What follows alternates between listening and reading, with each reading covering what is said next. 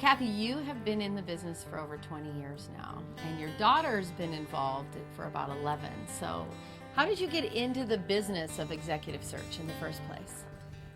Well, I was in a human resource field for about 25 years in two large companies, and I thought that this would be something of a need for candidates and companies. So we're sort of an intermediary to help companies get better employees so that they can grow, and then help candidates grow their careers. So as Chrissy was growing up, I guess she kind of knew what mom was doing and went away to college, and well, you can tell the other part of her story. Didn't know what I wanted to do when I graduated college with a marketing degree.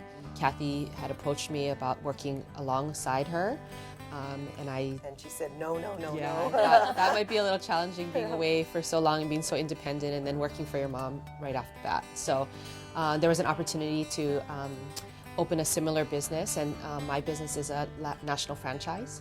And it was a learning opportunity for me to understand sort of what Kathy did in a different market, in a different niche, without directly working with her. So basically our niche is I do executive search.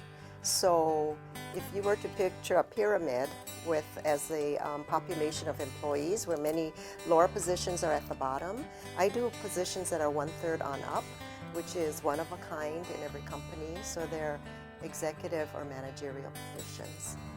And so Christy's company does everything below that point. And there's some gray areas that we cross over. I was going to ask, is there competition ever between the two of you? We try not to. We do refer candidates and clients back and forth so that we do become sort of this one stop, if you will, for companies, and to be able to assist in all levels.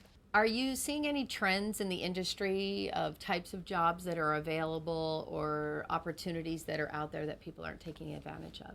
I think that I'm seeing more frequently now, and I suppose it's because, there's a lot of change going on. Executives want to change a career much later in their lives than you would think, someone at the early stage. We're hoping that, new businesses and new kinds of industries might grow, and then and become Hawaii based, so we can have managerial positions grow in the state of Hawaii. On my side, it's always busy because in a down economy, companies tend to utilize more contingent staff or temporary workers. Now that the economy is changing a bit, and I think it's getting better, we are seeing quite a few more positions on sort of that gray area or that middle level. What is your definition of success? I think an executive that is successful is one that's confident in his job, and then can think of others first besides himself, because he has gotten up the career ladder, and more importantly, community-minded more. That's my opinion. That if he is willing to share his time in community efforts, like Aloha United Way, that's a successful executive. Or our company and our reputation really is us. So we like to give back to the community, but at the same time, it's a great networking opportunity. And I think that many executives, can do the same thing. And if we all were to do it, we can help our community so much more, because it is the right thing to do. So in my company here, there are 4 of us. Each one of us needs to belong to at least 2 nonprofit organizations and contribute their time. And they need to take a leadership role in at least one of them. And that means being on a board or serving on a community. So do you have a home office that you work? This is the other thing. On a resume, I always ask them, and many of them don't put it on, but if they are active in any community activity, they should really put it on their resume, because employers do look at them. They look at, especially at executive level, they look at this person holistically, because that becomes a better manager and a better representation of that executive for the company. Kathy, what are the things that give you joy about coming to work every day? What really makes you excited about this career? Oh gosh, really the joy is building careers for young people, but also the companies becoming more successful.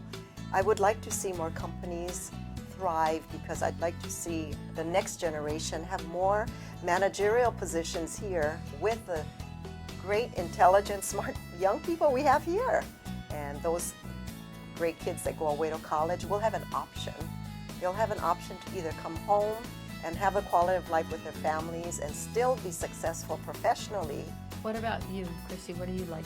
What do you enjoy about your job? Oh gosh, every time you make that placement, right, Yeah. you're helping the company. Yes. So after 11 years, I see candidates that we placed even from the beginning, still at the same company and have progressed there. It is very rewarding. How important, when somebody comes into a high-level position, how Yes. important is their existing network here in this community? Very important. Who they know. Hawaii is a small state, but also a very relational one.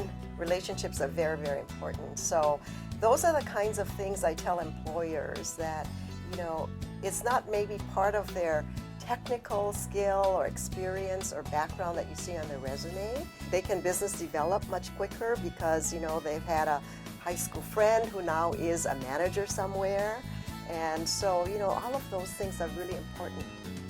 I will say the Hawaii employees are still very loyal, although a mainland candidate's resume looks a lot better, but it would take them, a few years if at all, that they understand what their corporate culture and this community is like. And how to fit in and how have to- that yes. momentum. Yes. If you're an employer and you're looking to go to a firm to help you find an employee, what are some of the things that make you unique or really position you well for that? I think both of us, we try to learn the corporate culture of a specific company. Who are the players? What kind of person would fit into their team? Not just sending resumes. And what kinds of people would be successful. And that's what we look for. That's more the soft skills, I think, and the fit rather than only the technical qualifications. Any company can post on a job site or Craigslist.